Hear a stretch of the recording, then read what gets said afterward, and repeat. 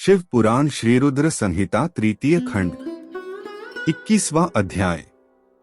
पार्वती की तपस्या। ब्रह्मा जी बोले, हे देवर्षि नारद, जब तुम पंचाक्षर मंत्र का उपदेश देकर उनके घर से चले आए तो देवी पार्वती मन ही मन बहुत प्रसन्न हुई, क्योंकि उन्हें महादेव जी को पति रूप में प्राप्त करने का साधन मिला गया था। वे जान गई थीं कि त्रिलोकीनाथ भगवान शिव को सिर्फ उनकी तपस्या करके ही जीता जा सकता है। तब मन ही मन तपस्या करने का निश्चय करके पार्वती अपने पिता हिमराज और माता मैना से बोली कि मैं शिवजी की तपस्या करना चाहती हूँ। तप के द्वारा ही मेरे शरीर, स्वरूप, जन्म एवं वंश आदि की कृतकृत्यता होगी, इसलिए आप मुझे तप करने की आज्ञा प्रदान करें। उनकी तप करने की बात सुनकर पिता हिमालय ने सहर्ष आज्ञा प्रदान कर दी, परंतु माता मैना ने उन्हें घर से दूर वनों में जाकर तपस्या करने से रोका। पार्वती को रोकते हुए मैना के मुंह से उमा शब्द निकले, तभी से उनका नाम उमा हो गया। पार्वती के हठ के सामने मैना कुछ न कर सकी। तब खुशी से उन्होंने पार्वती को तपस्या करने की आज्ञा प्रदान कर दी। तत्पश्चात माता पिता की आज्ञा पाकर देवी पार्वती खुशी से मन में शिवजी का स्मरण करते हुए अपनी सखियों को साथ लेकर तपस्या करने के लिए चली गई। रास्ते में पार्वती ने सुंदर वस्त्रों को त्याग दिया तथा वल्कल और मृग चर्म को धारण कर लिया। उत्तम वस्त्रों का त्याग करने के उपरांत देवी गंगोत्री नामक तीर्थ की ओर चल दी, जिस स्थान पर भगवान शंकर ने घोर तपस्या की थी और जहां शिवजी ने कामदेव को भस्म कर दिया था। वह स्थान गंगावतरण तीर्थ के नाम से प्रसिद्ध है। वहीं पर देवी पार्वती ने तप करने का निश्चय किया। गौरी के यहाँ तपस्या करने से ही यह पर्वत गौरी शिखर के नाम से प्रसिद्ध हुआ है। उस स्थान पर पार्वती ने अनेक फलों के वृक्ष लगाए। तत्पश्चात पृथ्वी को शुद्ध करके वेदी बनाकर अपनी इंद्रियों को वश में करके मन को एकाग्र कर कठिन तपस्या करनी आरंभ कर दी। ऐसी तपस्या ऋषि मुनियों के लिए भी दुष्कर थी। भयंकर गर्मी के दिनों में पार्वती अपने चारों ओर अग्नि जलाकर बीच में बैठकर नमः शिवाय का जाप करती थीं। वर्षा ऋतु में वे किसी चट्टान पर अथवा वेदी पर बैठकर निरंतर जलधारा से भीगती हुई शांत भाव से मंत्र जपती रहती थीं। सर्दियों में बिना कुछ खाए ठंडे जल में बैठकर पंचाक्षर मंत्र का जाप करती थीं। कभी कभी तो वे पूरी रात बर्फ की चट्टान पर बैठकर ध्यान करती थीं। सब कुछ भूलकर वे भगवान शिव के ध्यान में मग्न होकर उनका ध्यान करती रहती थीं। समय मिलने पर अपने द्वारा लगाए गए वृक्षों को पानी देती थीं। शुद्ध हृदय वाली पार्वती आंधी तूफान, कड़ाके की सर्दी, मूसलाधार वर्षा तथा तेज धूप की परवाह किए बगैर निरंतर मनोवांछित फलों के दाता भगवान शिव का ध्यान करती रहती थीं। उन पर अनेक प्रकार के कष्ट आए, परंतु उनका मन शिवजी के चरणों में ही लगा रहा। तपस्या के पहले वर्ष में उन्होंने केवल फलाहार किया। दूसरे वर्ष में वे केवल पेड़ के पत्तों को ही खाती थीं। इस प्रकार तपस्या करते करते अनेकानेक वर्ष बीतते गए। देवी पार्वती ने सब कुछ खाना पीना छोड़ दिया था। अब वे केवल निराहार रहकर ही शिवजी की आराधना करती थीं। तब भोजन हेतु पर्ण का भी त्याग कर देने के कारण देवताओं ने उन्हें अपर्णा नाम दिया।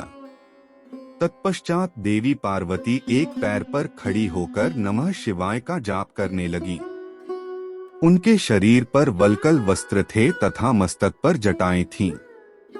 इस प्रकार उस तपोवन में भगवान शिव की तपस्या करते करते 3000 वर्ष बीत गए। 3000 वर्ष बीत जाने पर देवी पार्वती को चिंता सताने लगी। वे सोचने लगी कि क्या इस समय महादेव जी यह नहीं जानते कि मैं उनके लिए ही तपस्या कर रही हूँ? फिर क्या कारण है कि वे मेरे पास अभी तक नहीं आए? वेदों की महिमा तो यही कहती है कि भगवान शंकर सर्वज्ञ, सर्वात्मा, सब कुछ जानने वाले, सभी ऐश्वर्यों को प्रदान करने वाले, सबके मन की बातों को सुनने वाले, मनोवांछित वस्तु प्रदान करने वाले तथा समस्त दुखों को दूर करने वाले हैं। तब क्यों वे अपनी कृपा दृष्टि से मुझ दीन को कृतार्थ नहीं करते?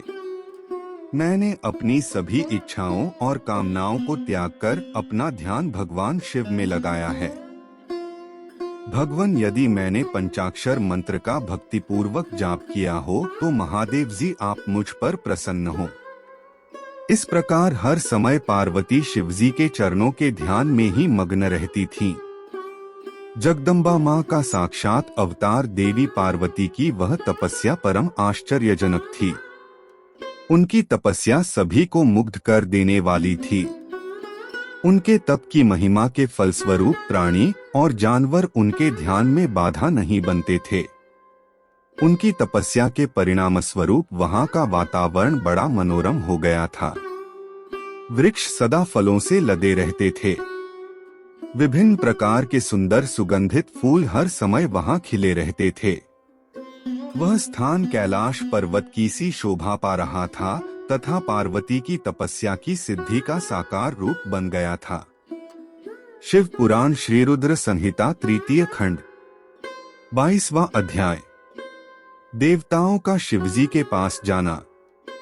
ब्रह्मा जी कहते हैं, मुनीश्वर, भगवान शिव को पति रूप में प्राप्त करने के लिए पार्वती को तपस्या करते करते अनेक वर्ष बीत गए, परंतु भगवान शिव ने उन्हें वरदान तो दूर अपने दर्शन तक न दिए। तब पार्वती के पिता हिमाचल, उनकी माता मैना और मेरु एवं मंदराचल ने आकर पार्वती को बहुत समझाया तथा उनसे वापस घर लौट चलने का अनुरोध किया। तब उन सब की बात सुनकर देवी पार्वती ने विनम्रतापूर्वक कहा, हे पिताजी और माताजी, क्या आप लोगों ने मेरे द्वारा की गई प्रतिज्ञा को भुला दिया है? मैं भगवान शिव को अवश्य ही अपनी तपस्या द्वारा प्राप्त करूंगी। आप निश्चिंत होकर अपने घर लौट जाएं। इसी स्थान पर महादेव जी ने क्रोधित होकर कामदेव को भस्म कर दिया था और वनों को अपनी क्रोधाग्नि में भस्म कर दिया था। उन त्रिलोकीनाथ भगवान शंकर को मैं अपनी तपस्या द्वारा यहाँ बुलाऊंगी। आप सभी यह जानते हैं कि भक्तवत्सल भगवान शिव को केवल भक्ति से ही वश में किया जा सकता है। अपने पिता, माता और भाइयों से ये वचन कहकर देवी पार्वती चुप हो गईं। उन्हें समझाने आए उनके सभी परिजन उनकी प्रशंसा करते हुए वापस अपने घर लौट गए। अपने माता पिता के लौटने के पश्चात देवी पार्वती दुगुने उत्साह के साथ पुनः तपस्या करने में लीन हो गई। उनकी अद्भुत तपस्या को देखकर सभी देवता, असुर, मनुष्य, मुनि आदि सभी चराचर प्राणियों सहित पूरा त्रिलोक संतृप्त हो उठा।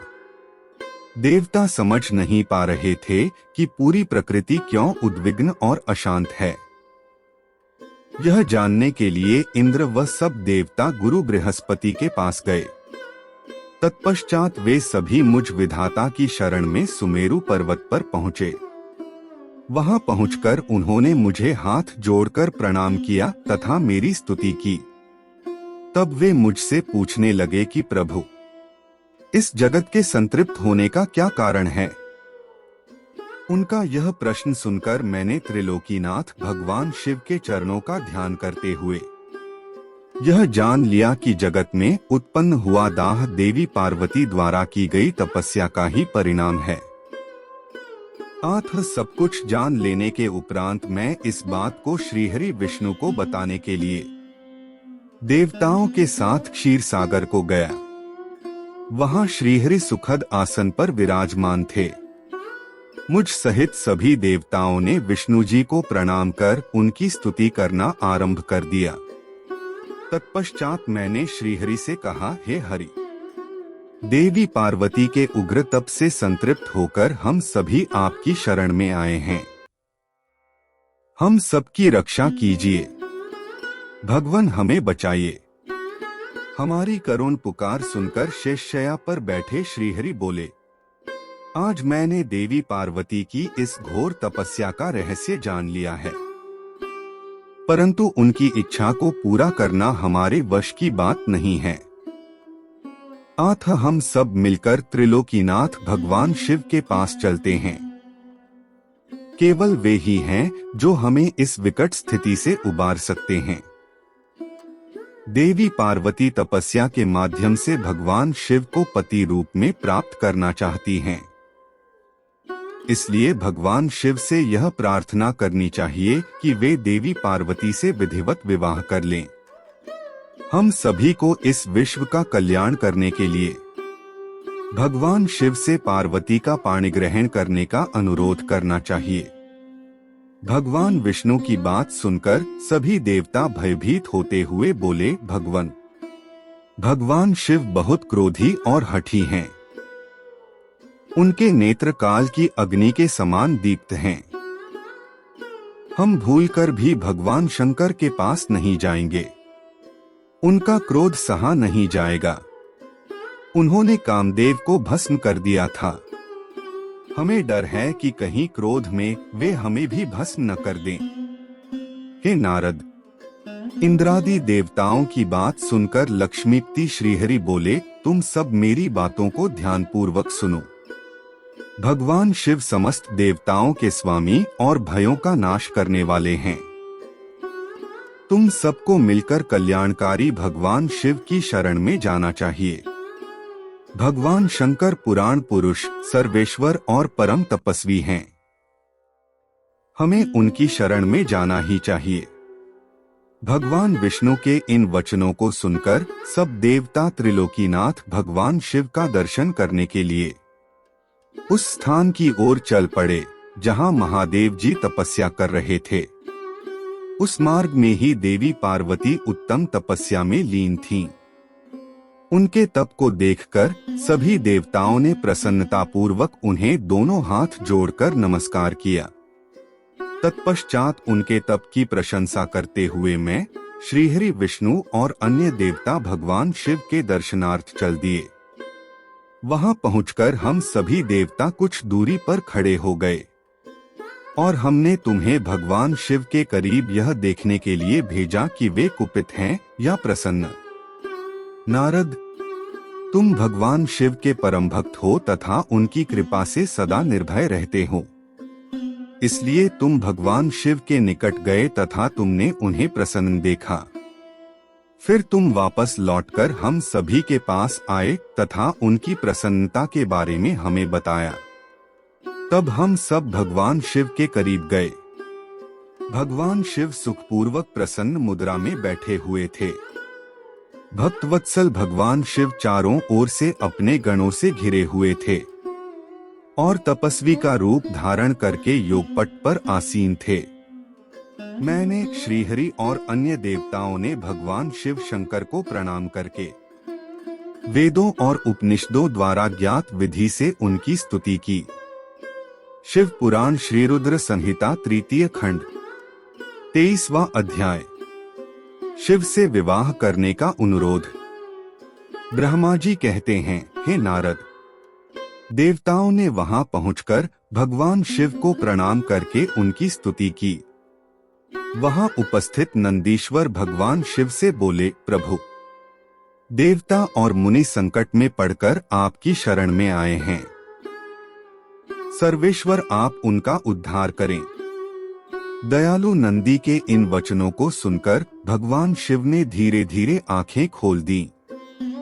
समाधि से विरत होकर परमज्ञानी परमात्मा भगवान शंकर देवताओं से बोले, हे ब्रह्मा जी, हे श्रीहरि, विष्णु एवं अन्य देवताओं, आप सब यहाँ एक साथ क्यों आए हैं? आपके आने का क्या प्रयोजन है?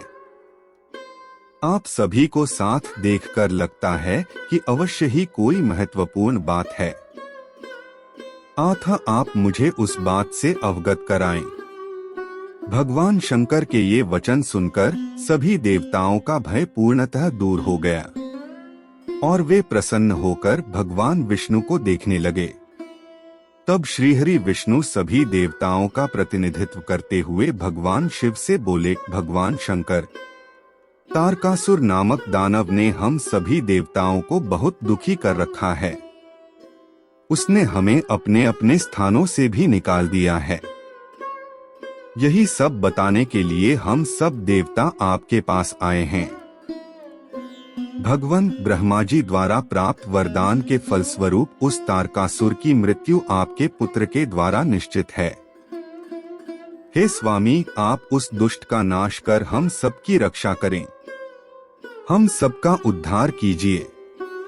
प्रभु, आप हिमालय पुत्री पार्वती का पाणिग्रहण कीजिए। आपका विवाह ही हमारे कष्टों को दूर कर सकता है। अपने भक्तों के दुखों को दूर करने के लिए आप देवी पार्वती से शीघ्र विवाह कर लीजिए। विष्णु जी के ये वचन सुनकर भगवान शिव बोले, देवताओं, यदि मैं आपके कहे अनुपरम सुंदरी देवी पार्वती से विवाह कर लूं, तो इस धरती पर सभी मनुष्य, देवता और ऋषिमुनि कामी हो जाएंगे। तब वे परमार्थ पद पर नहीं चल सकेंगे। देवी दुर्गा अपने विवाह से कामदेव को पुनः जीवित कर देंगी। मैंने कामदेव को भस्म करके देवताओं के हित का ही कार्य किया था। सभी देव निष्काम भाव से उत्तम तपस्या कर रहे थे ताकि विशिष्ट प्रयोजन को पूर्ण कर सकें। कामदेव के न होने से सभी देवता निर्विकार होकर शांत भाव से समाधि में ध्यानमग्न होकर बैठ सकेंगे। काम से क्रोध होता है, क्रोध से मोह हो जाता है और मोह के फलस्वरूप तपस्या नष्ट हो जाती है। इसलिए मैं तो आप सबसे भी यही कहता हूँ कि आप भी काम और क्रोध को त्याग कर तपस्या करें। ब्रह्मा जी बोले, हे नारद, त्रिलोकीनाथ भगवान शिव के मुख से इस प्रकार की बातें सुनकर हम सभी हतप्रभ से उन्हें देखते रहे और वे हम सब देवताओं और मुनियों को निष्काम होने का उपदेश देकर चुप हो गए और पुनः पहले की भांति सुस्थिर होकर ध्यान में लीन हो गए। भगवान शिव ब्रह्मा स्वरूप आत्मचिंतन में लग गए। श्रीहरि विष्णु सहित अन्य देवताओं ने जब परमेश्वर शिव को ध्यान में मग्न देखा, तब सब देवता नंदीश्वर से कहने लगे, नंदीश्वर जी, हम अब क्या करें? हमें भगवान शिव को प्रसन्न करने का कोई मार्ग सुझाइए। तब नंदीश्वर सभी देवताओं को संबोधित करते हुए बोले, आप भक्त वत्सल भगवान शिव की प्रार्थना करते रहो। वे सदैव ही अपने भक्तों के वश में रहते हैं। तब नंदीश्वर की बात सुनकर देवता पुनः भगवान शिव की स्तुति करने लगे। वे बोले, हे देवाधिदेव महादेव करुणानिधान भगवान शिव शंकर, हम दोनों हाथ जोड़कर आपकी शरण में आए हैं। आप हम सबके सभी दुखों और कष्टों को दूर कीजिए और हम सबका उद्धार कीजिए। इस प्रकार देवताओं ने भगवान शिव की अनेकों बार स्तुति की। इसके बाद भी जब भगवान ने आंखें नहीं खोली, तो सब देवता उनकी करुण स्वर में स्तुति करते हुए रोने लगे। तब श्रीहरि विष्णु मन ही मन भगवान शिव का स्मरण करने लगे और करुण स्वर में अपना निवेदन करने लगे। देवताओं, मेरे और श्रीहरि विष्णु के बार बार निवेदन करने पर भगवान शिव की तंद्रा टूटी और उन्होंने प्रसन्नतापूर्वक अपनी आंखें खोल दी। तब भगवान शिव बोले, तुम सब एक साथ यहाँ किस लिए आए हो? मुझे इससे अवगत कराओ। श्रीहरि विष्णु बोले, हे देवेश्वर, हे शिव शंकर, आप सर्वज्ञ हैं, सबके अंतर्यामी ईश्वर हैं। आप तो सब कुछ जानते हैं। भगवान, आप हमारे मन की बात भी अवश्य ही जानते होंगे। फिर भी यदि आप हमारे मुख से सुनना चाहते हैं तो सुने। तारक नामक असुर आजकल बड़ा बलशाली हो गया है। वह देवताओं को अनेकों प्रकार के कष्ट देता है। इसलिए हम सभी देवताओं ने देवी जगदम्बा से प्रार्थना कर उन्हें गिरिराज हिमालय की पुत्री पार्वती के रूप में अवतार ग्रहण कराया है। इसलिए ही हम बार बार आपकी प्रार्थना कर रहे हैं कि आप देवी पार्वती को पत्नी रूप में प्राप्त करें। ब्रह्मा जी के वरदान के अनुसार भगवान शिव और देवी पार्वती का पुत्र ही तारकासुर का वध कर हमें उसके आतंक से मुक्त करा सकता है। मुनिश्रेष्ठ नारद के उपदेश के अनुसार देवी पार्वती कठोर तपस्या कर रही हैं। उनकी तपस्या के तेज के प्रभाव से समस्त चराचर जगत संतप्त हो गया है। इसलिए हे भगवान, आप पार्वती को वरदान देने के लिए जाइए। हे प्रभु, देवताओं पर आए इस संकट और उनके दुखों को मिटाने के लिए आप देवी पार्वती पर अपनी कृपा दृष्टि कीजिए। आपका विवाह उत्सव देखने के लिए हम सभी बहुत उत्साहित हैं। आथ प्रभु, आप शीघ्र ही विवाह बंधन में बंधकर हमारी इस इच्छा को भी पूरा करें। भगवान, आपने रति को जो वरदान प्रदान किया था उसके पूरा होने का भी अवसर आ गया है। आथ महेश्वर, आप अपनी प्रतिज्ञा को शीघ्र ही पूरा करें। ब्रह्मा जी बोले, हे नारद, ऐसा कहकर और प्रणाम करके विष्णु जी और अन्य देवताओं ने पुनः शिव जी की स्तुति की। तत्पश्चात वे सब हाथ जोड़कर खड़े हो गए। तब उन्हें देखकर वेद मर्यादाओं के रक्षक भगवान शिव हंसकर बोले, हे हरे, हे विधे और हे देवताओं, मेरे अनुसार विवाह करना उचित कार्य नहीं है, क्योंकि विवाह मनुष्य को बांधकर रखने वाली बेड़ी है। जगत में अनेक कुरीतियां हैं, स्त्री का साथ उनमें से एक है। मनुष्य सभी प्रकार के बंधनों से मुक्त हो सकता है, परंतु स्त्री के बंधन से वह कभी मुक्त नहीं हो सकता। एक बार को लोहे और लकड़ी की बनी जंजीरों से मुक्ति मिल सकती है, परंतु विवाह एक ऐसी कैद है जिससे छुटकारा पाना असंभव है। विवाह मन को विषयों के वशीभूत कर देता है, जिससे मोक्ष की प्राप्ति असंभव हो जाती है। मनुष्य यदि सुख की इच्छा रखता है तो उसे इन विषयों को त्याग देना चाहिए। विषयों को विष के समान माना जाता है। इन सब बातों का ज्ञान होते हुए भी मैं आप सबकी प्रार्थना को सफल करूंगा, क्योंकि मैं सदैव ही अपने भक्तों के अधीन रहता हूँ। मैंने अपने भक्तों की रक्षा के लिए अनेक कष्ट सहे हैं। हे हरे और हे विधे, आप तो सब कुछ जानते ही हैं। मेरे भक्तों पर जब जब विपत्ति आती है तब तब मैं उनके सभी कष्टों को दूर करता हूँ। भक्तों के अधीन होने के कारण मैं उनके हित में अनुचित कार्य भी कर बैठता हूँ। भक्तों के दुखों को मैं हमेशा दूर करता हूँ। तारकासुर ने तुम्हें जो दुख दिए हैं उन्हें मैं भली भांति जानता हूँ। उनको मैं अवश्य ही दूर करूंगा।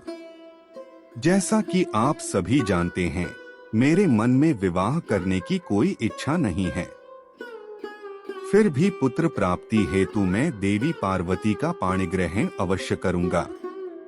अब तुम सब देवता निर्भय और निडर होकर अपने अपने धाम को लौट जाओ। मैं तुम्हारे कार्य की सिद्धि अवश्य करूंगा। इसलिए अपनी सभी चिंताओं को त्याग कर सभी सहर्ष अपने घर जाओ। ऐसा कहकर भगवान शिव शंकर पुनः मौन हो गए और समाधि में बैठकर ध्यान में मग्न हो गए। तत्पश्चात विष्णु जी और मैं देवराज इंद्र सहित सभी देवता अपने अपने धामों को खुशी से लौट आए। शिव पुराण श्री रुद्र संहिता तृतीय खंड 24वां अध्याय। सप्तऋषियों द्वारा पार्वती की परीक्षा। ब्रह्मा जी कहते हैं, देवताओं के अपने अपने निवास पर लौट जाने के उपरांत भगवान शिव पार्वती की तपस्या की परीक्षा लेने के विषय में सोचने लगे। वे अपने परात्पर माया रहित स्वरूप का चिंतन करने लगे। वैसे तो वे सर्वेश्वर और सर्वज्ञ हैं। वे ही सबके रचनाकार और परमेश्वर हैं। उस समय देवी पार्वती बहुत कठोर तप कर रही थीं। उस तपस्या को देखकर स्वयं भगवान शिव भी आश्चर्यचकित हो गए। उनकी अटूट भक्ति ने शिवजी को विचलित कर दिया। तब भगवान शिव ने सप्तऋषियों का स्मरण किया। उनके स्मरण करते ही सातों ऋषि वहां आ गए। वे अत्यंत प्रसन्न थे और अपने सौभाग्य की सराहना कर रहे थे। उन्हें देखकर शिवजी हंसते हुए बोले, आप सभी परम हितकारी व सभी वस्तुओं का ज्ञान रखने वाले हैं। गिरिराज हिमालय की पुत्री पार्वती इस समय सुस्थिर होकर शुद्ध हृदय से गौरी शिखर पर्वत पर घोर तपस्या कर रही हैं। उनकी इस तपस्या का एकमात्र उद्देश्य मुझे पति रूप में प्राप्त करना है। उन्होंने अपनी सभी कामनाओं को त्याग दिया है। मुनिवरों, आप सब मेरी इच्छा से देवी पार्वती के पास जाएं और उनकी दृढ़ता की परीक्षा लें। भगवान शिव की आज्ञा पाकर सातों ऋषि देवी पार्वती के तपस्या वाले स्थान पर चले गए। वहां देवी पार्वती तपस्या में लीन थीं। उनका मुख तपपुंज से प्रकाशित था। उन उत्तम व्रतधारी सप्तऋषियों ने हाथ जोड़कर मन ही मन देवी पार्वती को प्रणाम किया। तत्पश्चात ऋषि बोले, हे देवी गिरिराज नंदिनी, हम आपसे यह जानना चाहते हैं कि आप किस लिए यह तपस्या कर रही हैं? आप इस तप के द्वारा किस देवता को प्रसन्न करना चाहती हैं? और आपको किस फल की इच्छा है? उन सप्तऋषियों के इस प्रकार पूछने पर गिरिराज कुमारी देवी पार्वती बोली, मुनीश्वरों, आप लोगों को मेरी बातें अवश्य ही असंभव लगेंगी। साथ ही मुझे इस बात की भी आशंका है कि आप लोग मेरा परिहास उड़ाएंगे। परंतु फिर भी जब आपने मुझसे कुछ पूछा है तो मैं आपको इसका उत्तर अवश्य दूंगी। मेरा मन एक बहुत उत्तम कार्य के लिए तपस्या कर रहा है। वैसे तो यह कार्य होना बहुत मुश्किल है, तथापि मैं इसकी सिद्धि हेतु पूरे मनोयोग से कार्य कर रही हूँ। देवर्षि नारद द्वारा दिए गए उपदेश के अनुसार मैं भगवान शिव को पति रूप में प्राप्त करने के लिए उनकी तपस्या कर रही हूँ। मेरा मन सर्वथा उन्हीं के ध्यान में मग्न रहता है तथा मैं उन्हीं के चरणारविंदों का चिंतन करती रहती हूँ। देवी पार्वती का यह वचन सुनकर सप्तर्षि हंसने लगे और पार्वती को तपस्या मार्ग से निवृत्त करने के उद्देश्य से मिथ्या वचन बोलने लगे। उन्होंने कहा, हे हिमालय पुत्री पार्वती, देवर्षि नारद तो व्यर्थ ही अपने को महान पंडित मानते हैं। उनके मन में क्रूरता भरी रहती है। आप तो बहुत समझदार दिखाई देती हैं। क्या आप उनको समझ नहीं पाई? नारद सदैव छलकपट की बातें करते हैं। वे दूसरों को मोहमाया में डालते रहते हैं। उनकी बातें मानने से सिर्फ हानि ही होती है। प्रजापति दक्ष के पुत्रों को उन्होंने ऐसा उपदेश दिया कि वे हमेशा के लिए अपना घर छोड़कर चले गए। दक्ष के ही अन्य पुत्रों को भी उन्होंने बेघर कर दिया और वे भिखारी बन गए। विद्याधर चित्रकेतु का नारद ने घर उजाड़ दिया। प्रहलाद को भक्ति मार्ग पर चलवाकर और उन्हें अपना शिष्य बनाकर उन्होंने हिरण्यकशिपु से प्रहलाद पर बहुत से अत्याचार करवाए। मुनि नारद सदैव लोगों को अपनी मीठी मीठी वाणी द्वारा मोहित करते हैं, फिर अपनी इच्छानुसार सबसे कार्य करवाते हैं। वे केवल शरीर से ही शुद्ध दिखाई देते हैं, जबकि उनका मन मलिन और क्लेशयुक्त रहता है। वे सदैव हमारे साथ रहते हैं, इसलिए हम उन्हें भली भांति जानते और पहचानते हैं। हे देवी, आप तो अत्यंत विद्वान और परम ज्ञानी जान पड़ती हैं। भला आप कैसे नारद के द्वारा मूर्ख बन गईं? देवी, आप जिनके लिए इतनी कठोर तपस्या कर रही हैं, वे भगवान शिव तो बहुत उदासीन और निर्विकार हैं। वे सदैव काम के शत्रु हैं। हे पार्वती, आप थोड़ा विचार करके देखो कि आप किस प्रकार का पति चाहती हैं। आप मुनि नारद के बहकावे में न आएं। भगवान शिव तो महानिर्लज्ज, अमंगल रूप, काम के परम शत्रु, निर्विकारी, उदासीन, कुल से हीन, भूतों व प्रेतों के साथ रहने वाले हैं। भला इस प्रकार का पति पाकर आपको किस प्रकार का सुख मिल सकता है? नारद मुनि ने अपनी माया से तुम्हारे ज्ञान और विवेक को पूर्णतया नष्ट कर दिया है और तुम्हें अपनी छलकपट प्रपंच वाली बातों से छला है। देवी, कृपया आप यह सोचें कि इन्हीं शिव शंकर ने परम गुणवती सुंदर दक्ष पुत्री सती के साथ विवाह किया था। उस बेचारी को भी उनके साथ अत्यंत दुख उठाने पड़े। भगवान शिव सती को त्याग कर पुनः अपने ध्यान में निमग्न हो गए। वे सदा अकेले और शांत रहने वाले हैं। वे किसी स्त्री के साथ निर्वाह नहीं कर सकते। तभी तो देवी सती ने इसी दुख के कारण अपने पिता के घर जाकर अपने शरीर को योगाग्नि में जलाकर भस्म कर दिया था। हे देवी, इन सब बातों को यदि आप शांत मन से ध्यान लगाकर सोचें तो पूर्णतया सही पाएंगी। इसलिए हम आपसे यह प्रार्थना करते हैं कि आप यह तपस्या कर शिवजी को प्रसन्न करने का हठ छोड़ दें और वापस अपने पिता हिमालय के घर चली जाएं। जहां तक आपके विवाह का प्रश्न है, हम आपका विवाह योग्य वर से अवश्य करा देंगे। इस समय आपके लिए त्रिलोकी में सबसे योग्य पुरुष बैकुंठ के स्वामी लक्ष्मीपति श्रीहरि विष्णु हैं। वे तुम्हारे अनुरूप ही सुंदर एवं मंगलकारी हैं। उन्हें पति के रूप में प्राप्त करके आप सुखी हो जाएंगी। अथ देवी, आप भगवान शिव को पति रूप में प्राप्त करने के इस हठ को त्याग दें। सप्तऋषियों की ऐसी बातें सुनकर साक्षात जगदम्बा का अवतार देवी पार्वती हंसने लगी और उन परम ज्ञानी सप्तऋषियों से बोली, हे मुनीश्वरों, आप अपनी समझ के अनुसार सही कह रहे हैं, परंतु मैं अपने दृढ़ विश्वास को त्याग नहीं सकती। मैं गिरिराज हिमालय की पुत्री हूँ। पर्वत पुत्री होने के कारण मैं स्वाभाविक रूप से कठोर हूँ। मैं तपस्या से घबरा नहीं सकती। इसलिए हे मुनिगणों, आप मुझे रोकने की चेष्टा न करें। मैं जानती हूँ कि देवर्षि नारद ने जो उपदेश मुझे दिया है और शिवजी की प्राप्ति का साधन जो मुझे बताया है, वह असत्य नहीं है। मैं उसका पालन अवश्य करूंगी। यह तो सर्वविदित है कि गुरुजनों का वचन सदैव हित के लिए ही होता है। इसलिए मैं अपने गुरु नारद जी के वचनों का सर्वथा पालन करूंगी। इससे ही मुझे दुखों से छुटकारा मिलेगा और सुख की प्राप्ति होगी। जो गुरु के वचनों को मिथ्या जानकर उन पर नहीं चलते, उन्हें इस लोक और परलोक में दुख ही मिलता है।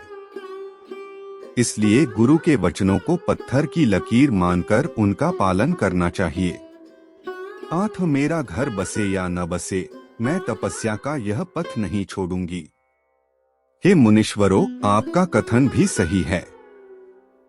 भगवान विष्णु सद्गुणों से युक्त हैं तथा नित नई लीलाएं रचते हैं, परंतु भगवान शिव साक्षात परब्रह्म हैं। वे परम आनंदमय हैं। मायामोह में फंसे लोगों को ही प्रपंचों की आवश्यकता होती है। ईश्वर को इन सब की न तो कोई आवश्यकता होती है और न ही रुचि। भगवान शिव सिर्फ भक्ति से ही प्रसन्न होते हैं। वे धर्म या जाति विशेष पर कृपा नहीं करते। ऋषियों, यदि भगवान शिव मुझे पत्नी रूप में नहीं स्वीकारेंगे तो मैं आजीवन कुंवारी ही रहूंगी और किसी अन्य का वरण कदापि नहीं करूंगी। यदि सूर्य पूर्व की जगह पश्चिम से निकलने लगे, पर्वत अपना स्थान छोड़ दें और अग्नि शीतलता अपना ले, चट्टानों पर फूल खिलने लगे, तो भी मैं अपना हठ नहीं छोड़ूंगी। ऐसा कहकर देवी पार्वती ने सप्तऋषियों को दोनों हाथ जोड़कर प्रणाम किया तथा भक्तिभाव से शिव चरणों का स्मरण करते हुए पुनः तपस्या में लीन हो गईं। तब पार्वती के श्रीमुख से उनका दृढ़ निश्चय सुनकर सप्तऋषि बहुत प्रसन्न हुए और उनकी जय जयकार करने लगे। उन्होंने पार्वती को तपस्या में सफल होकर भगवान शिव से मनोवांछित वरदान प्राप्त करने का आशीर्वाद दिया। तत्पश्चात देवी पार्वती की तपस्या की परीक्षा लेने गए सप्तर्षि उन्हें प्रणाम करके प्रसन्न मुद्रा में भगवान शिव को वहां हुई सभी बातों का ज्ञान कराने के लिए शीघ्र उनके धाम की ओर चल दिए।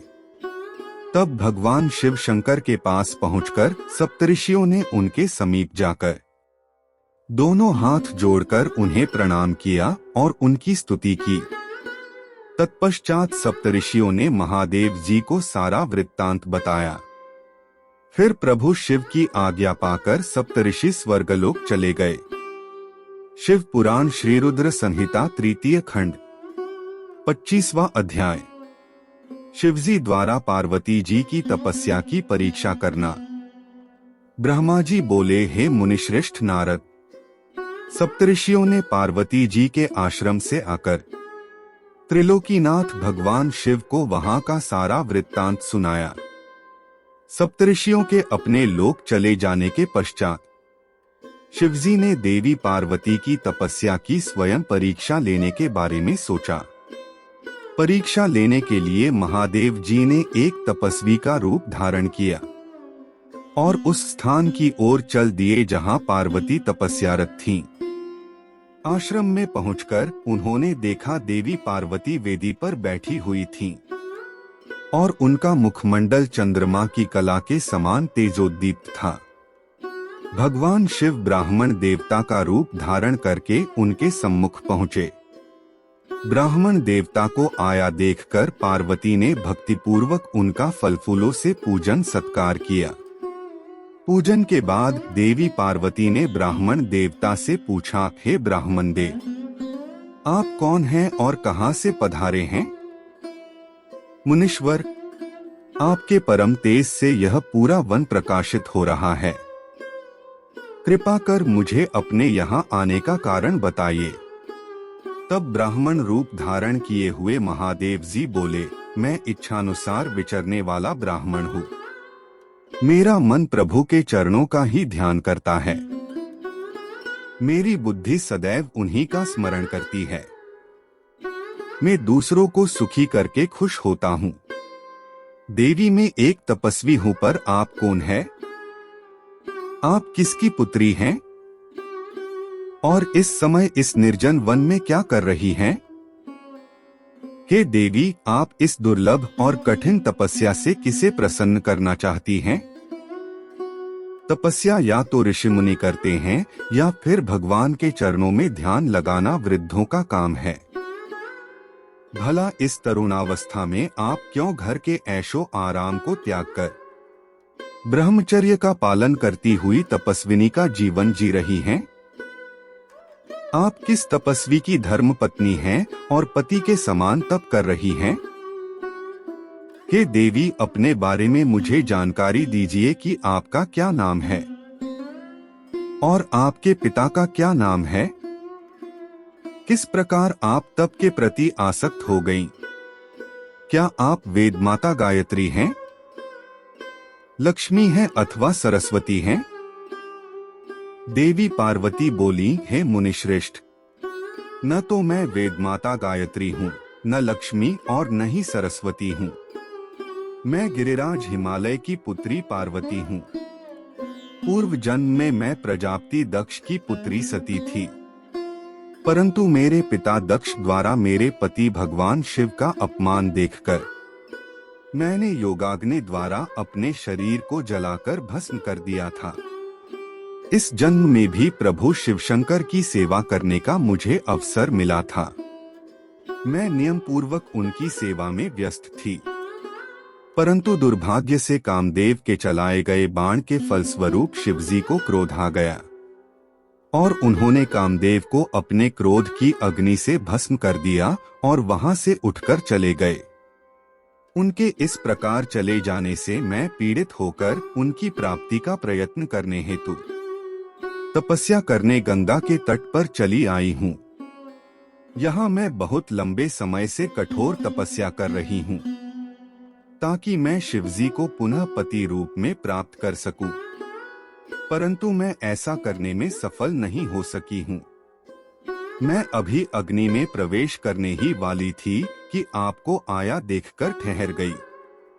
अब आप जाइए, मैं अग्नि में प्रवेश करूंगी क्योंकि भगवान शिव ने मुझे स्वीकार नहीं किया है।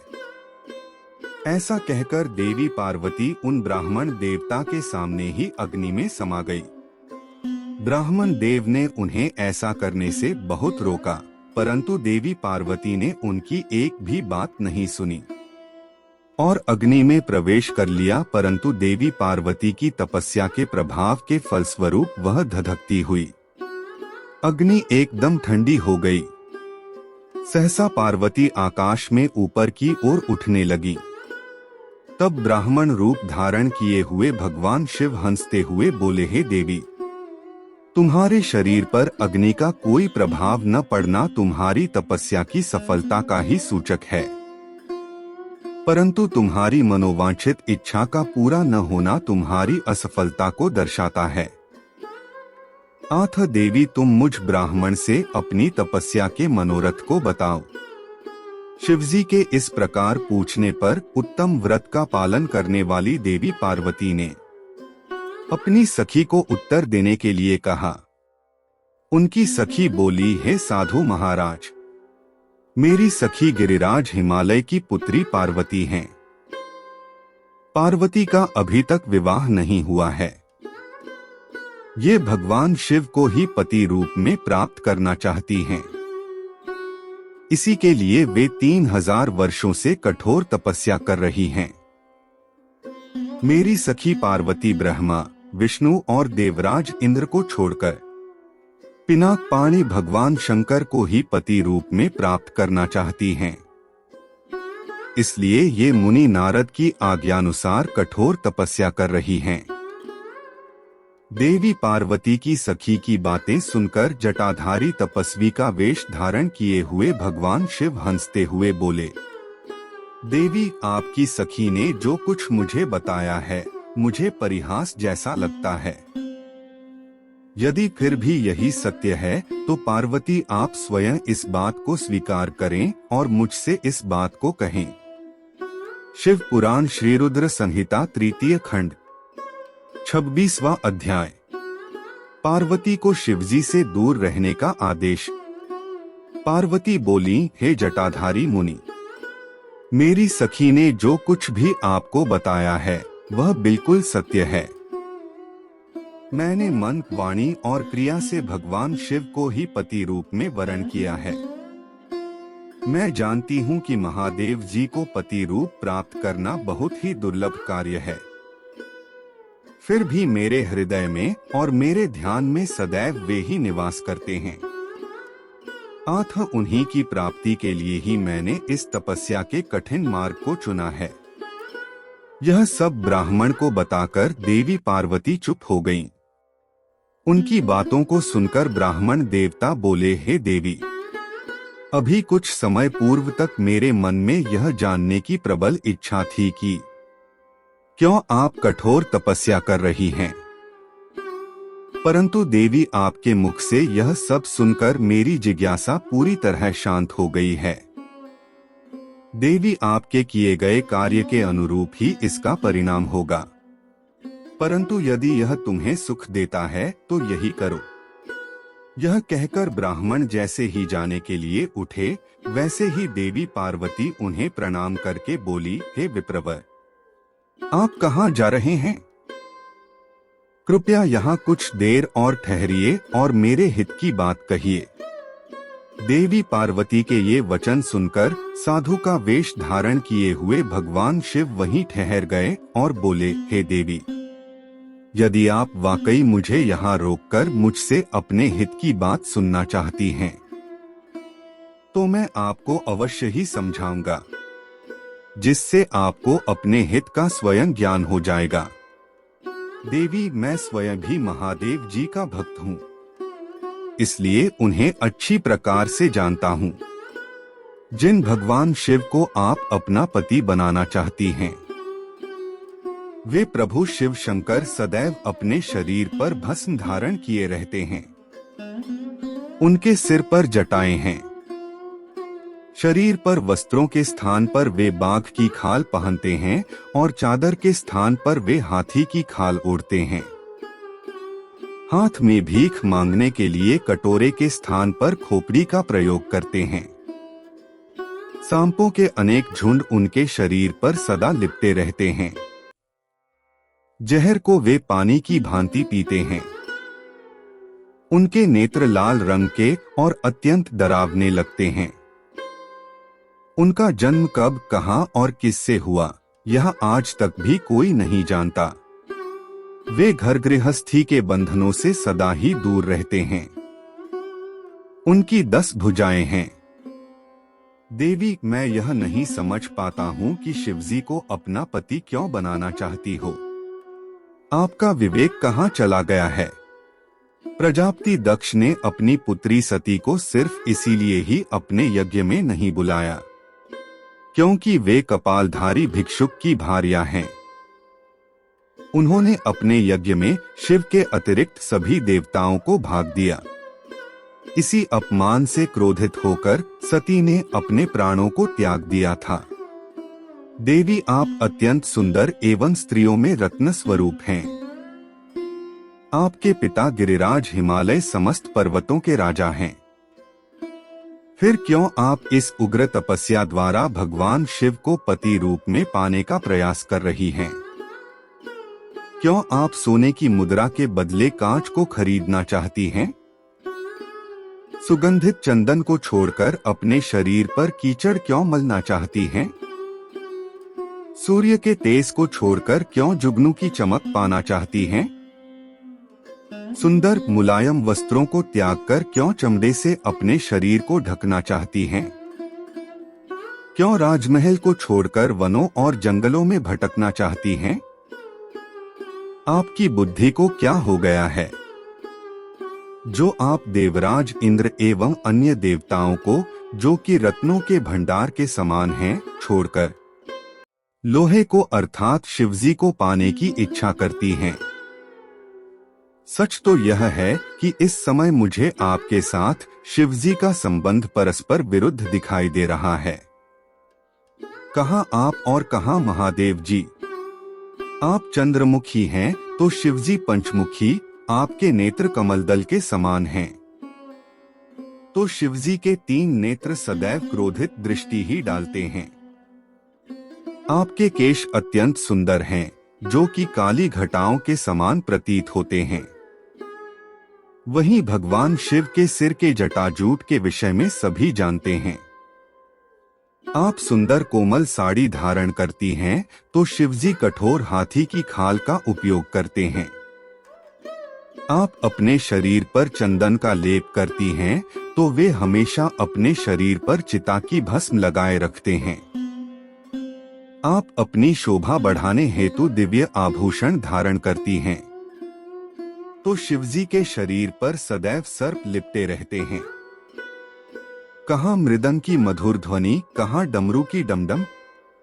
देवी पार्वती, महादेव जी सदा भूतों की दी हुई बलि को स्वीकार करते हैं। उनका यह रूप इस योग्य नहीं है कि उन्हें अपना सर्वांग सौंपा जा सके। देवी, आप परम सुंदरी हैं। आपका यह अद्भुत और उत्तम रूप शिवजी के योग्य नहीं है। आप ही सोचें, यदि उनके पास धन होता तो क्या वे इस तरह नंगे रहते? सवारी के नाम पर उनके पास एक पुराना बैल है। कन्या के लिए योग्य वर ढूंढते समय वर की जिन जिन विशेषताओं और गुणों को देखा परखा जाता है, शिवजी में वह कोई भी गुण मौजूद नहीं है। और तो और आपके प्रिय कामदेव जी को भी उन्होंने अपनी क्रोधाग्नि से भस्म कर दिया था। साथ ही उस समय आपको छोड़कर चले जाना आपका अनादर करना ही था। हे देवी, उनकी जात पात, ज्ञान और विद्या के बारे में सभी अनजान हैं। पिशाच ही उनके सहायक हैं। उनके गले में विष दिखाई देता है। वे सदैव सबसे अलग थलग रहते हैं। इसलिए आपको भगवान शिव के साथ अपने मन को कदापि नहीं जोड़ना चाहिए।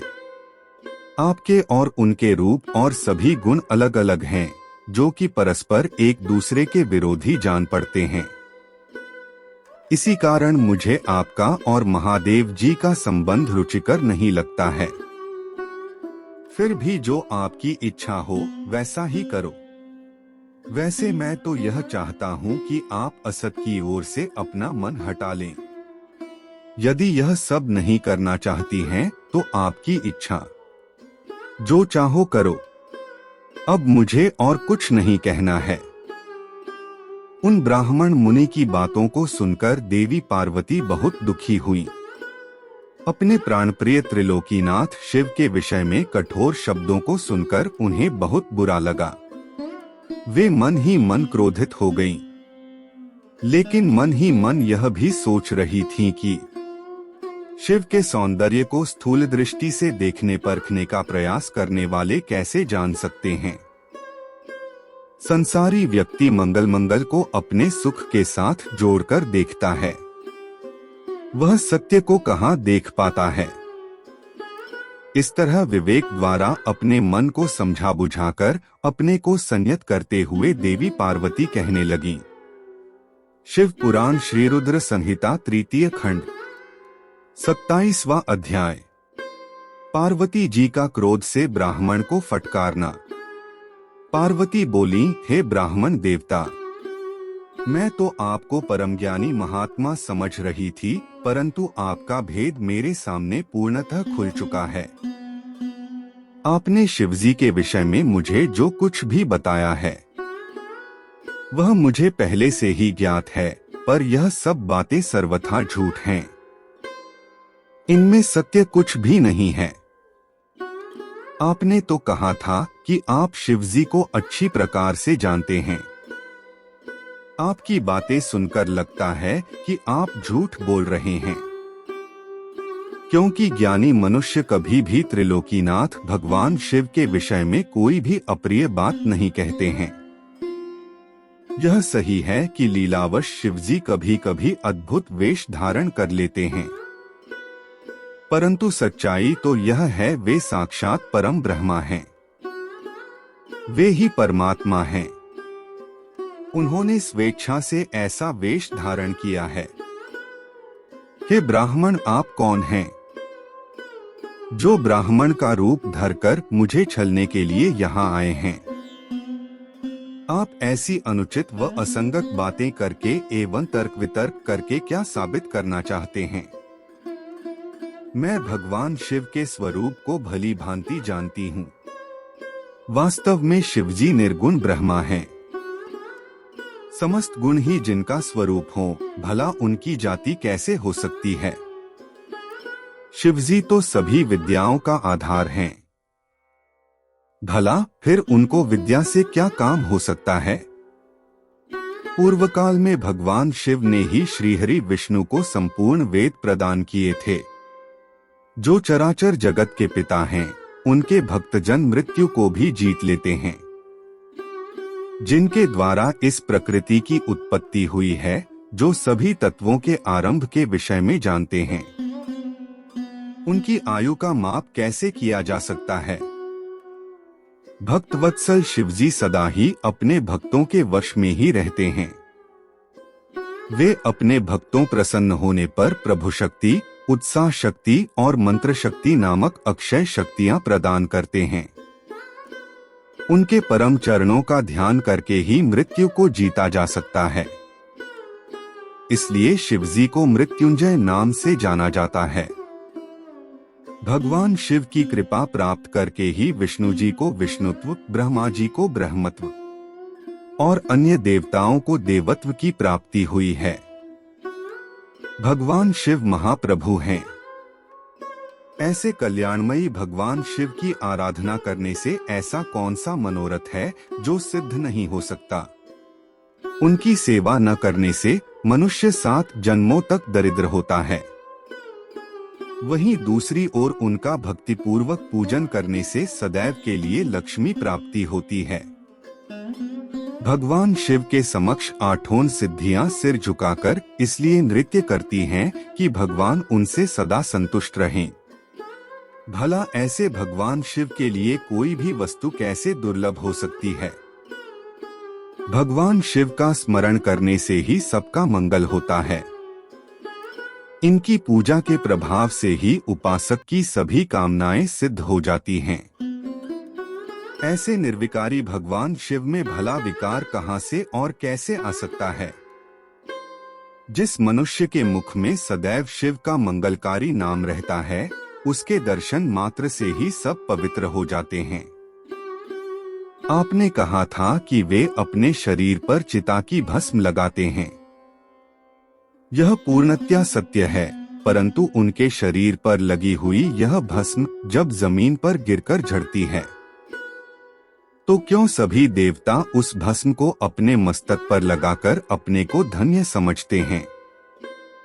अर्थात उनके स्पर्श मात्र से ही अपवित्र वस्तु भी पवित्र हो जाती है। भगवान शिव ही इस जगत के पालनकर्ता, सृष्टिकर्ता और संहारक हैं। भला उन्हें कैसे साधारण बुद्धि द्वारा जाना जा सकता है। उनके निर्गुण रूप को आप जैसे लोग कैसे जान सकते हैं। दुराचारी और पापी मनुष्य भगवान शिव के स्वरूप को नहीं समझ सकते। जो मनुष्य अपने अहंकार और अज्ञानता के कारण शिव तत्व की निंदा करते हैं, उसके जन्म का सारा पुण्य भस्म हो जाता है।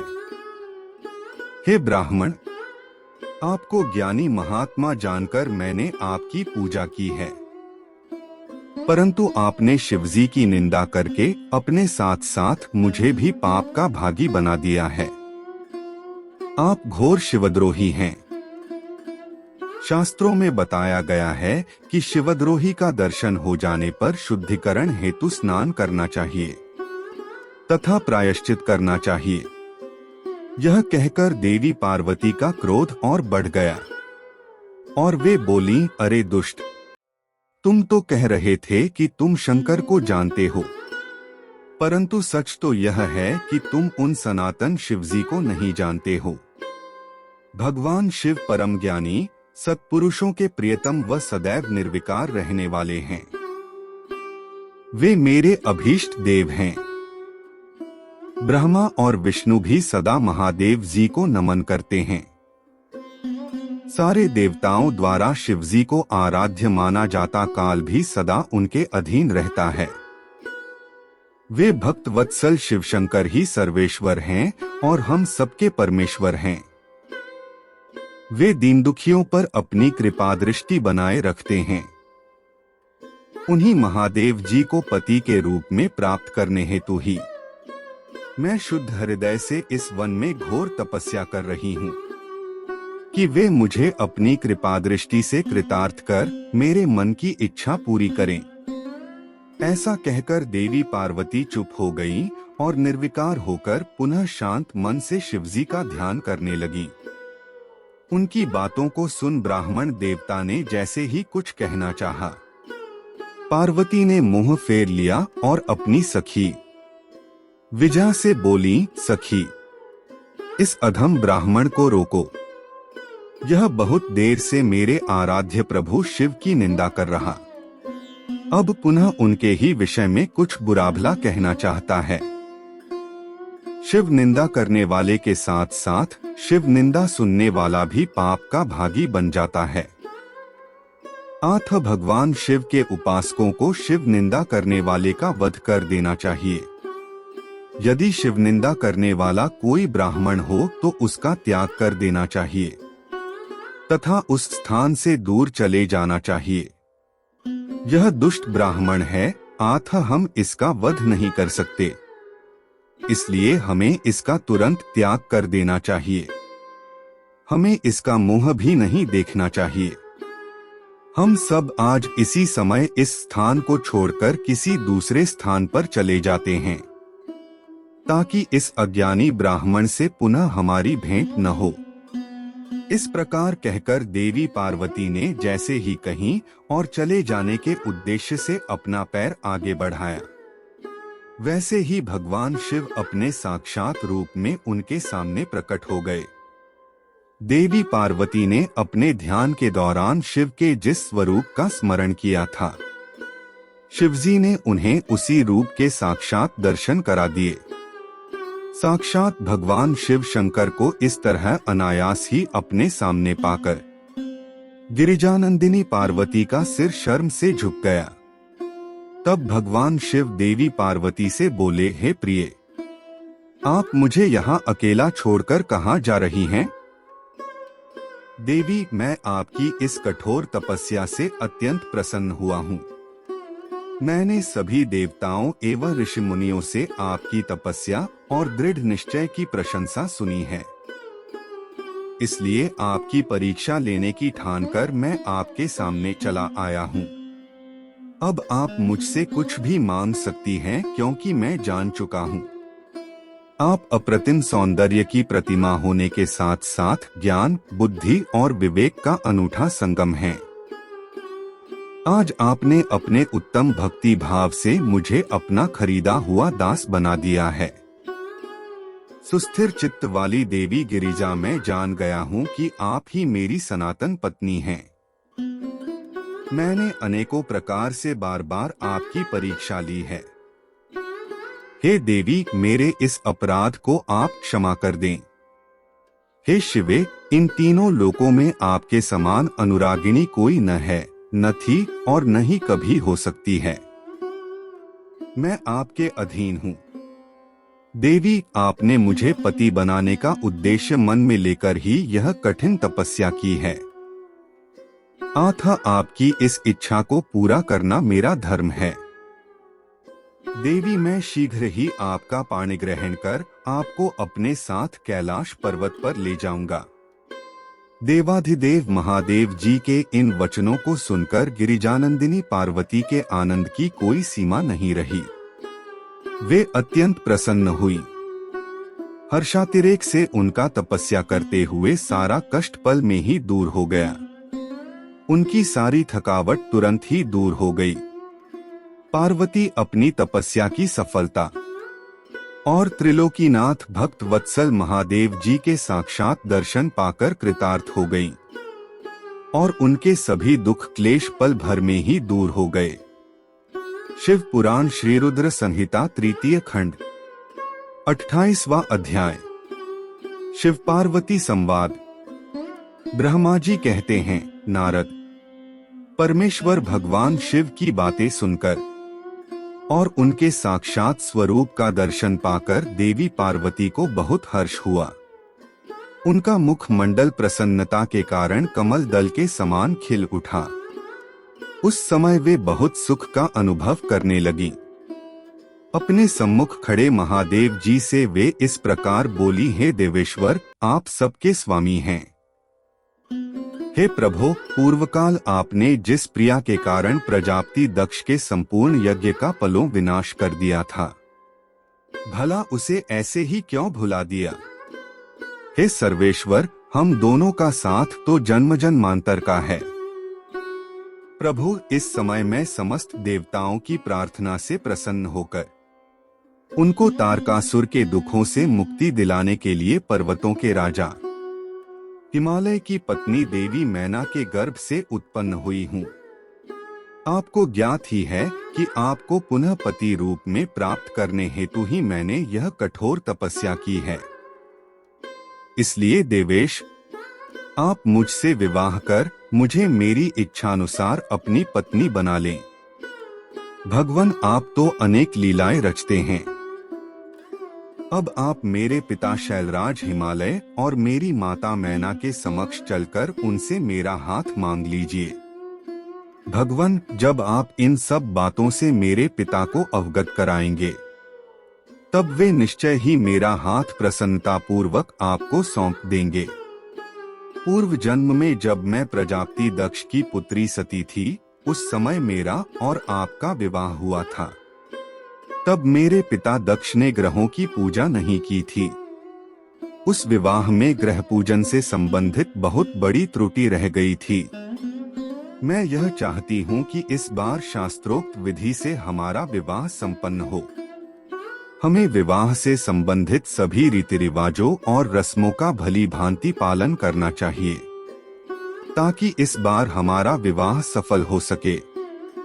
देवेश्वर, आप मेरे पिता हिमालय को इस संबंध में बताएं ताकि उन्हें अपनी पुत्री की तपस्या के विषय में ज्ञात हो सके। देवी पार्वती के प्रेम और निष्ठा भरे इन शब्दों को सुनकर भगवान शिव बहुत प्रसन्न हुए और हंसते हुए बोले, हे देवी महेश्वरी, इस संसार में हमारे आसपास जो कुछ भी दिखाई देता है वह सब ही नाशवान अर्थात नश्वर है। मैं निर्गुण परमात्मा हूँ। मैं अपने ही प्रकाश से प्रकाशित होता हूँ। मेरा अस्तित्व स्वतंत्र है। देवी, आप समस्त कर्मों को करने वाली प्रकृति हैं। आप ही महामाया हैं। आपने ही मुझे इस माया मोह के बंधनों में फंसाया है। मैंने इन सभी को धारण कर रखा है। कौन मुख्य ग्रह है? कौन ऋतु समूह है? हे देवी, आप और मैं दोनों ही सदैव अपने भक्तों को सुख देने के लिए ही अवतार ग्रहण करते हैं।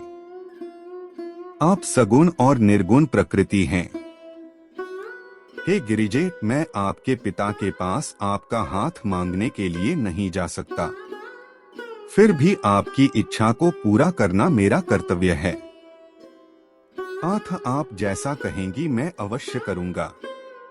महादेव जी के ऐसा कहने पर देवी पार्वती अति हर्ष का अनुभव करने लगी और शिवजी को भक्तिपूर्वक प्रणाम करके बोली, हे नाथ, आप परमात्मा हैं और मैं प्रकृति हूँ।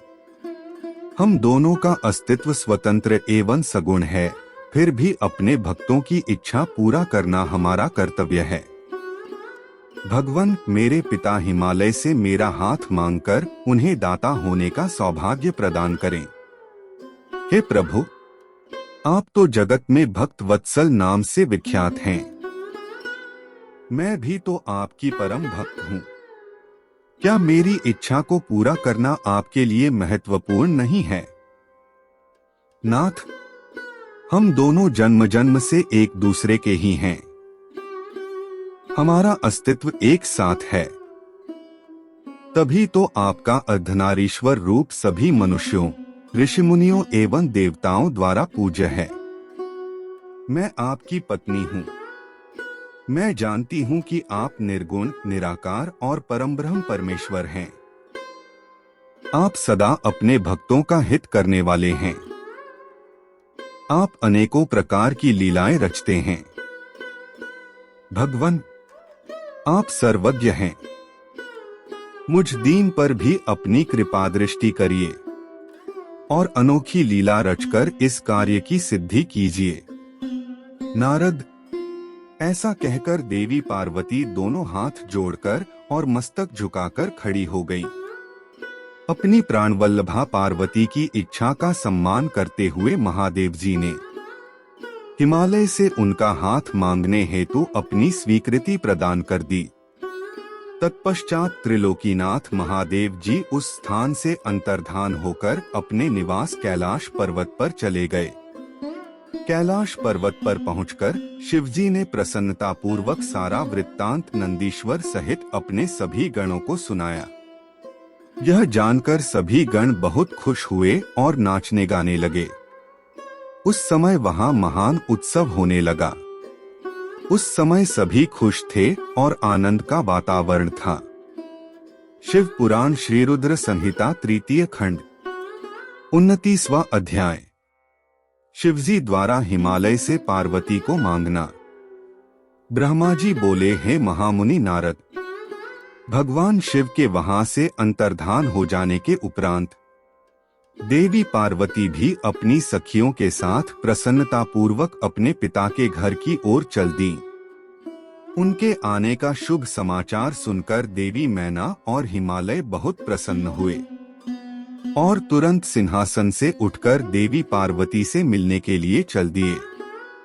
उनके सभी भाई भी उनकी जय जयकार करते हुए उनसे मिलने के लिए आगे चले गए।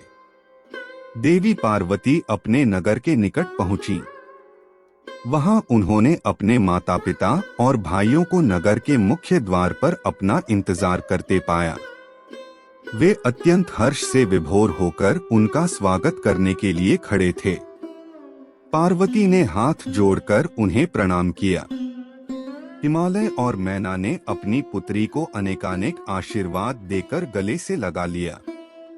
भाव विह्वल होकर उनकी आंखों से आंसू टपकने लगे।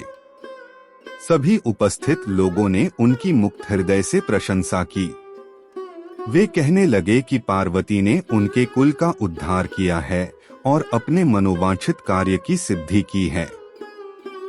इस प्रकार सभी प्रसन्न थे और उनकी प्रशंसा करते हुए नहीं थक रहे थे। लोगों ने सुगंधित पुष्पों, चंदन एवं अन्य सामग्रियों से देवी पार्वती का पूजन किया। इस शुभ बेला में उन पर स्वर्ग से देवताओं ने भी पुष्प वर्षा की तथा उनकी स्तुति की। तत्पश्चात बहुत आदर सहित उन्हें घर की ओर जाया गया और विधि विधान से उनका गृह प्रवेश कराया गया। ब्राह्मणों, ऋषिमुनियों, देवताओं और प्रजाजनों ने उन्हें अनेकों शुभ व उत्तम आशीर्वाद प्रदान किए। इस शुभ अवसर पर शैलराज हिमालय ने ब्राह्मणों एवं दीन दुखियों को दान दिया। उन्होंने ब्राह्मणों से मंगल पाठ भी कराया। उन्होंने पधारे हुए सभी ऋषिमुनियों, देवताओं और स्त्री पुरुषों का आदर सत्कार किया। तत्पश्चात हिमालय अपनी पत्नी मैना को साथ लेकर गंगा स्नान को चलने लगे। तभी भगवान शिव नाचने वाले नट का वेश धारण करके उनके समीप पहुँचे। उनके बाएं हाथ में सींग और दाहिने हाथ में डमरू था और पीठ पर कथरी रखी थी। उन्होंने सुंदर लाल वस्त्र पहने थे। नाचने गाने में वे पूर्णतः मग्न थे। नट रूप धारण किए हुए शिवजी ने बहुत सुंदर नृत्य किया और अनेक प्रकार के गीत गा गाकर सभी का मन मोह लिया। नृत्य करते समय वे बीच बीच में शंख और डमरू भी बजा रहे थे और मनोरम लीलाएं कर रहे थे। उनकी इस प्रकार की मन को हरने वाली लीलाएं देखने के लिए पूरे नगर के स्त्री पुरुष, बच्चे बूढ़े वहां आ गए। नटरूपी भगवान शिव को नृत्य करते हुए देखकर और उनका गाना सुनकर सभी मंत्र मुग्ध हो गए। परंतु देवी पार्वती से भला यह कब तक छिपता। उन्होंने मन ही मन अपने प्रिय महादेव जी के साक्षात दर्शन कर लिए। शिवजी का रूप ही अलौकिक है।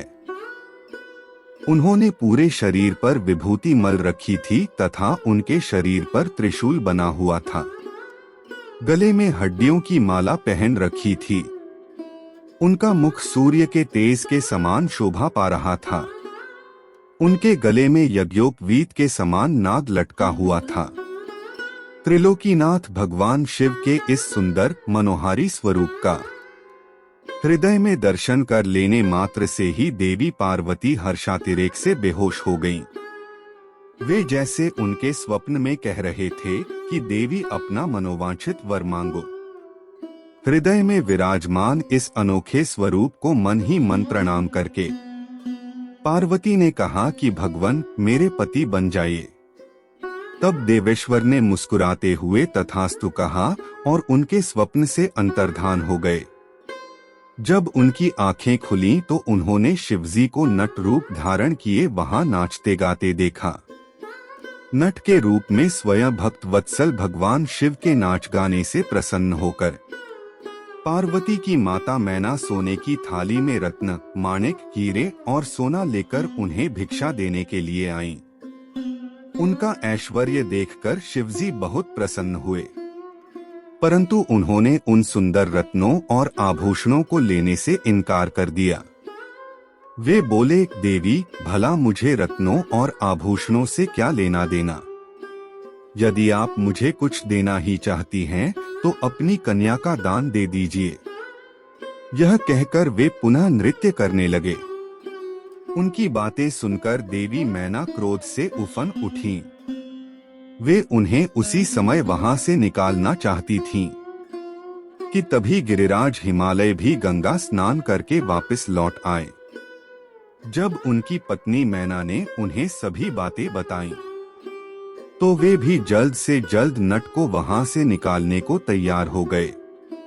उन्होंने अपने सेवकों को नट को बाहर निकालने की आज्ञा दी, परंतु यह असंभव था। वे साक्षात शिव भले ही नट का रूप धारण किए हुए थे, परंतु उनका शरीर अद्भुत तेज से संपन्न था और वे परम तेजस्वी दिखाई दे रहे थे। उन्हें उठाकर निकाल फेंकना तो दूर की बात थी, उन्हें तो छूना भी कठिन था। तब उन्होंने मैना हिमालय को अनेक प्रकार की लीलाएं रचकर दिखाईं। नट ने तुरंत ही श्रीहरि विष्णु का रूप धारण कर लिया। उनके माथे पर किरीट, कानों में कुंडल और शरीर पर पीले वस्त्र अनोखी शोभा पा रहे थे। उनकी 4 भुजाएं थीं। पूजा करते समय हिमालय और मैना ने जो पुष्प, गंध एवं अन्य वस्तुएं अर्पित की थीं, वे सभी उनके शरीर और मस्तक पर शोभा पा रही थीं। यह देखकर सभी आश्चर्यचकित हो गए। तत्पश्चात नट ने जगत की रचना करने वाले ब्रह्मा जी का चतुर्मुख रूप धारण कर लिया। उनका शरीर लाल रंग का था और वे वैदिक मंत्रों का उच्चारण कर रहे थे। उन सभी ने उस नट भक्त वत्सल भगवान शिव के उत्तम रूप को देखा। उनके साथ देवी पार्वती भी थीं। वे रुद्र रूप में मुस्कुरा रहे थे। उनका वह स्वरूप अत्यंत सुंदर एवं मनोहारी था। उनकी ये सुंदर लीलाएं देखकर सभी आश्चर्यचकित रह गए थे और परम आनंद का अनुभव कर रहे थे। तत्पश्चात पुनः एक बार नट रूपी शिवजी ने मैना हिमालय से उनकी पुत्री का हाथ मांगा तथा अन्य भिक्षा ग्रहण करने से इनकार कर दिया। परंतु शिवजी की माया से मोहित हुए गिरिराज हिमालय ने उन्हें अपनी पुत्री सौंपने से मना कर दिया। बिना कुछ भी लिए वह नट वहां से अंतर्धान हो गया। वे सोचने लगे कि वे स्वयं भगवान शिव ही थे जो स्वयं यहाँ पधार कर हमारी कन्या का हाथ मांग रहे थे और हमें अपनी माया से छलकर अपने निवास कैलाश पर वापस चले गए हैं। यह सोचकर हिमालय और मैना दोनों ही एक पल को बहुत प्रसन्न हुए, परंतु अगले ही पल यह सोचकर उदास हो गए कि हमने स्वयं साक्षात शिवजी को बिना कुछ दिए और उनका आदर सम्मान किए बिना ही खाली हाथ अपने द्वार से लौटा दिया। वे अत्यंत व्याकुल हो उठे। शिव पुराण श्री रुद्र संहिता 3 खंड 30वां अध्याय। ब्राह्मण वेश में पार्वती के घर जाना। ब्रह्मा जी बोले, हे नारद, गिरिराज हिमालय और देवी मैना के मन में भगवान शिव के प्रति भक्ति भाव देखकर सभी देवता आपस में विचार विमर्श करने लगे। तब देवताओं के गुरु बृहस्पति और ब्रह्मा जी से आज्ञा लेकर सभी भगवान शिव के पास कैलाश पर्वत पर गए। वहां पहुंचकर उन्होंने हाथ जोड़कर शिवजी को प्रणाम किया और उनकी अनेकानेक बार स्तुति की। तत्पश्चात देवता बोले, हे देवाधिदेव महादेव भगवान शंकर, हम दोनों हाथ जोड़कर आपकी शरण में आए हैं। हम पर प्रसन्न होइए और हम पर अपनी कृपा दृष्टि बनाइए। प्रभो, आप तो भक्त वत्सल हैं और अपने भक्तों की प्रसन्नता के लिए कार्य करते हैं। आप दीन दुखियों का उद्धार करते हैं। आप दया और करुणा के अथाह सागर हैं। आप ही अपने भक्तों को संकटों से दूर करते हैं तथा उनकी सभी विपत्तियों का विनाश करते हैं। इस प्रकार महादेव जी की अनेकों बार स्तुति करने के बाद देवताओं ने भगवान शिव को गिरिराज हिमालय और उनकी पत्नी मैना की भक्ति से अवगत कराया और आदर सहित सभी बातें उन्हें बता दी। तत्पश्चात भगवान शिव ने हंसते हुए उनकी सभी प्रार्थनाओं को स्वीकार कर लिया। तब अपने कार्य को सिद्ध हुआ समझकर सभी देवता प्रसन्नतापूर्वक अपने अपने धाम लौट गए। जैसा कि सभी जानते हैं कि भगवान शिव को लीलाधारी कहा जाता है। वे माया के स्वामी हैं। पुनः वे शैलराज हिमालय के घर गए। उस समय राजा हिमालय अपनी पुत्री पार्वती सहित सभा भवन में बैठे हुए थे। उन्होंने ऐसा रूप धारण किया कि वे कोई ब्राह्मण अथवा साधु संत जान पड़ते थे। उनके हाथ में दंड व छत्र था। शरीर पर दिव्य वस्त्र तथा माथे पर तिलक शोभा पा रहा था। उनके गले में शालग्राम तथा हाथ में स्फटिक की माला थी। वे मुक्त कंठ से हरिनाम जप रहे थे। उन्हें आया देखकर पर्वतों के राजा हिमालय तुरंत उठकर खड़े हो गए और उन्होंने ब्राह्मण को भक्तिभाव से साष्टांग प्रणाम किया। देवी पार्वती अपने प्राणेश्वर भगवान शिव को तुरंत पहचान गईं। उन्होंने उत्तम भक्तिभाव से सिर झुकाकर उनकी स्तुति की। वे मन ही मन बहुत प्रसन्न हुई। तब ब्राह्मण रूप में पधारे भगवान शिव ने सभी को आशीर्वाद दिया। तत्पश्चात हिमालय ने उन ब्राह्मण देवता की पूजा आराधना की और उन्हें मधुपर्क आदि पूजन सामग्री भेंट की, जिसे शिवजी ने प्रसन्नता पूर्वक ग्रहण किया। तत्पश्चात पार्वती के पिता हिमालय ने उनका कुशल समाचार पूछा और बोले, हे विप्रवर, आप कौन हैं? यह प्रश्न सुनकर वे ब्राह्मण देवता बोले, हे गिरिश्रेष्ठ, मैं वैष्णव ब्राह्मण हूँ और भूतल पर भ्रमण करता रहता हूँ। मेरी गति मन के समान है, एक पल में यहाँ तो दूसरे पल में वहाँ। मैं सर्वज्ञ, परोपकारी, शुद्धात्मा हूँ। मैं ज्योतिषी हूँ और भाग्य की सभी बातें जानता हूँ। क्या हुआ है, क्या होने वाला है, यह सब कुछ मैं जानता हूँ। मुझे ज्ञात हुआ है कि आप अपनी दिव्य सुलक्षणा पुत्री पार्वती को, जो कि सुंदर एवं लक्ष्मी के समान है, आश्रय विहीन, कुरूप और गुणहीन महेश्वर शिव को सौंपना चाहते हैं। वे शिवजी तो मरघट में रहते हैं।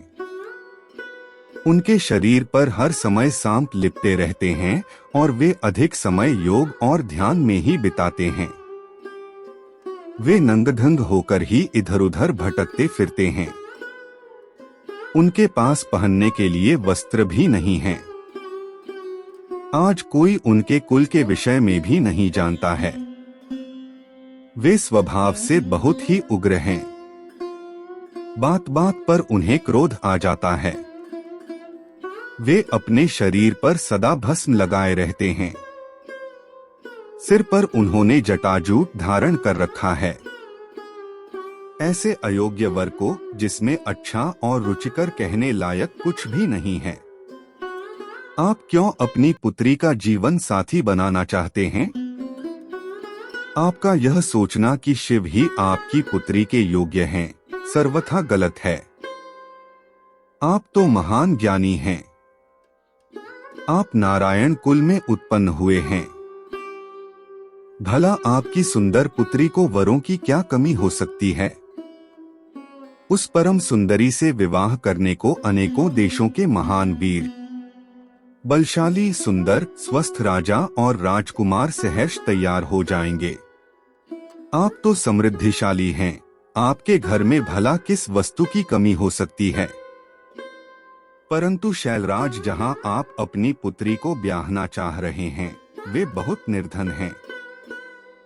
यहाँ तक कि उनके भाई बंधु भी नहीं हैं। वे सर्वथा अकेले हैं। गिरिराज हिमालय, आपके पास अभी समय है।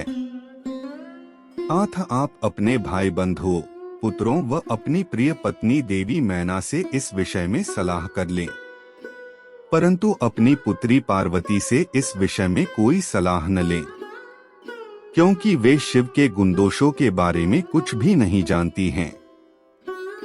ऐसा कहकर ब्राह्मण देवता, जो वास्तव में साक्षात भगवान शिव ही थे, हिमालय का आदर सत्कार ग्रहण करके आनंद पूर्वक वहां से अपने धाम को चले गए।